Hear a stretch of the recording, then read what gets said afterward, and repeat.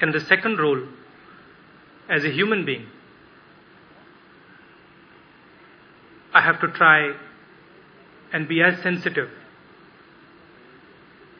and have certain values that I hold important to me. So I'd like to speak to you about both these things. And I'm not going to take very long. I know it's very hot and all of us are wearing these heavy clothes, so I'm not going to keep you here very long. I'll keep myself short. But I'd like to tell you about the big picture, and then I'd like to tell you a bit about how I see the world and what I thought when I was in your place and how I think differently. So I'll start with the big picture. Today, India is the second biggest country in the world. And we are close to becoming the biggest country in the world. Our population in a few years is going to overtake that of China. So we have a responsibility to the rest of the world.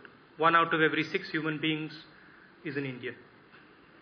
And in the last 60 years, since we got independence, we have worked very hard to move forward. There's a general tendency among us in India to say, kuch nahi ho raha, bahut aaste chal raha hai, to complain. But if we look objectively at what we have achieved, as a country, we have achieved quite a lot.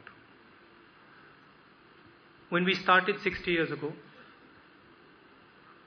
all of us were poor. All of us were not connected to each other.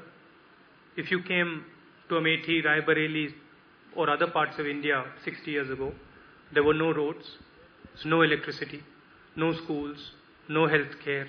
There was nothing. All Indians, or most Indians, were not connected to each other. They were all separate. Villages were separate. They were not speaking to each other. So in a sense, the energy of India, which lies within its people, was spread around and was not connected to each other and was not talking to each other. What we've been able to do over the last 60 years, in a tremendous manner, is we've been able to connect Indians to each other. We've been able to connect them through electricity, through roads, through healthcare, in the last 20 years through IT, and that is what you do. I said we started off as a nation of poor people, where everybody was poor.